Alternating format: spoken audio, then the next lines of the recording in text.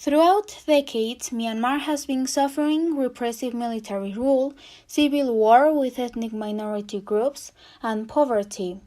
And in February of 2021, the military led a coup announcing a year-long state of emergency.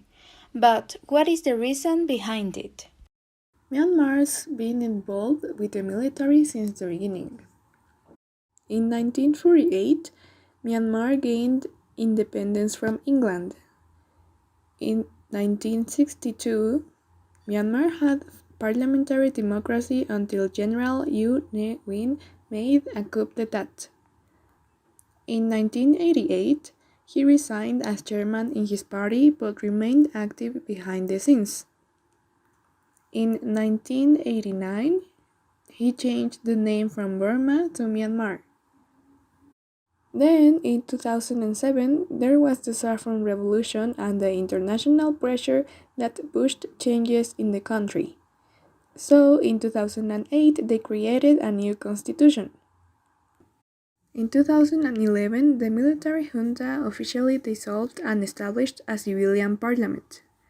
They relaxed media censorship and updated economic policies to increase foreign investment. And in 2015, Myanmar held its first nationwide multi-party elections. National League for Democracy won by a remarkable difference. Aung San Suu Kyi was appointed as the new position of state councillor, becoming the de facto leader of the civilian government. Then, this year in 2021, the military made a new coup d'état. Aung San Suu Kyi, who is the leader of the National League for Democracy, rose to prominence during the 1988 protests. After the crackdown, she and others formed the NLD opposition party. She was detained in 1989 and spent more than 15 years in prison and under house arrest until 2010. Suu Kyi became Myanmar's leader in 2015. However, the military arrested her during the coup of 2021. And did you know that in 1991, Suu Kyi was awarded the Nobel Peace Prize while still under house arrest? In 2020, Myanmar had its second national elections under civilian rule, and the military suffered a major blow in the elections because the Union Solidarity and Development Party won just 33 of 476 available seats, while the NLD won 396. However, military leaders claimed voter fraud, and after the country's election commission rejected the military's claims, the military led a coup. They arrested Aung San Suu Kyi and proclaimed that Senior General Min Aung Hlaing would take charge of Myanmar. The military said elections will be held once the state of emergency ends.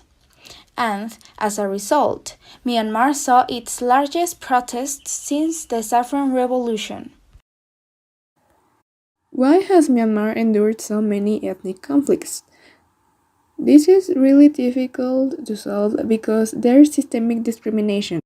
Even their constitution doesn't recognize some ethnic groups, and therefore, they don't recognize their human rights.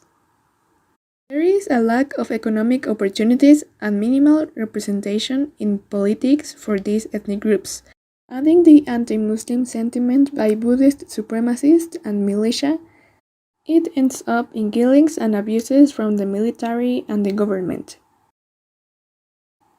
Myanmar has been poor due to isolationist policies, economic mismanagement, and ongoing conflict.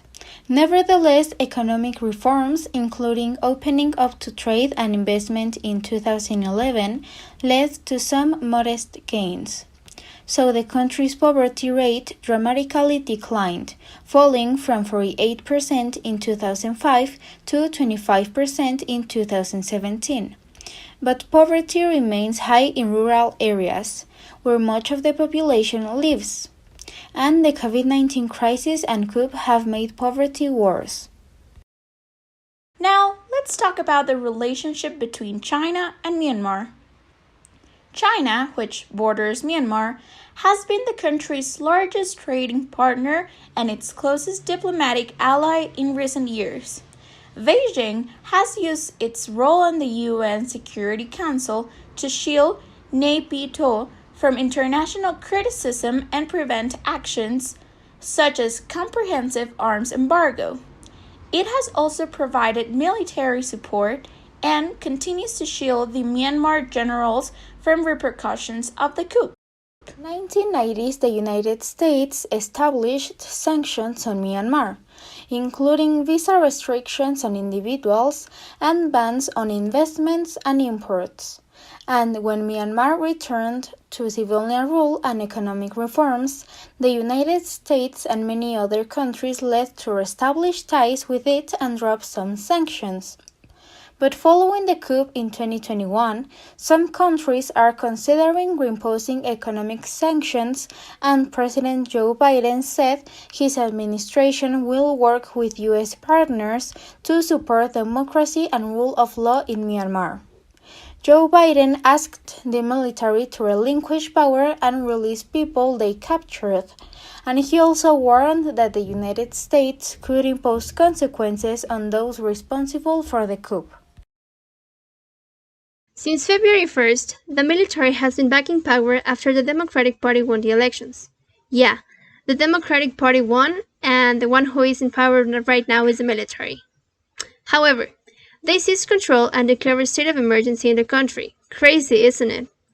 Armed forces are backing the opposition, who are demanding a rerun of the votes because they say there was widespread fraud in the elections. There is no actual evidence for this, but they still say it. What's more interesting and strange about this is that the coup took place at the same time that a new session of the parliament was being held. Probably someone was a spy.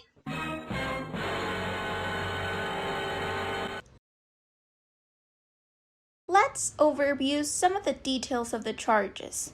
The accusations were presented to the court in a police document called the First Initial Report. It alleged that Suu Kyi illegally imported and used walkie-talkies which were found at her home in Naypyidaw. Also, deposed President Win Myint was charged under the National Disaster Management Act for meeting with supporters during the COVID-19 health crisis. After the coup started, the situation was of latent outrage and no one knew exactly what to do. Many activists have launched a call for civil disobedience and many doctors decided to stop working. Needless to say, this is something to worry about considering the current health problem. Some other people decided to use symbols, such as red or black ribbons, and some of them are even using the Hunger Games symbol. Yeah, the one that Katniss does. Of course, internet users couldn't stop themselves from protesting, and that's why they are changing their profile pictures to a red image. Young people have digital devices, and therefore digital power. You may be wondering which were other countries' reactions to the coup. The G7 group, which brings together some of the world's leading economic powers, was deeply concerned by the coup and called for the return of democracy. But the United Nations Security Council's efforts to reach a common position failed due to the opposition from China, one of the 5 permanent members with the right to veto. Along with Russia, it has repeatedly shielded Myanmar from UN criticism for the military crackdown on the Muslim minority of Rohingya. Daily, people are taking the streets of Myanmar to raise their voices, but unfortunately, they are being shut down by the police and the military. The main problem of this is that many people are dying. I mean, police don't care who they shoot, they just do it. This only aggravates the situation because people, apart from complaining about the government decisions, now they are complaining about the heavy-handed tactics that the police and military are using to control and suppress the thousands of people protesting. One of the main activists in the coup, Tizer Zan, said, quote, "Even if they arrested me or if they arrest other leaders, there are many people who can lead these demonstrations and this fight for democracy.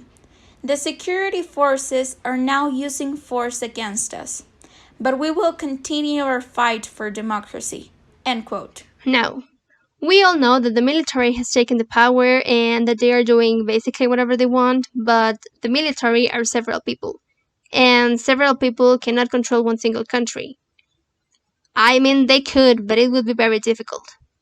So, if you're wondering who is the head of all this, well, the answer is the military commander-in-chief Min Aung Hlaing. He has long wielded significant political influence, successfully maintaining the power of Myanmar's military, even when the country's government was turning into a democracy.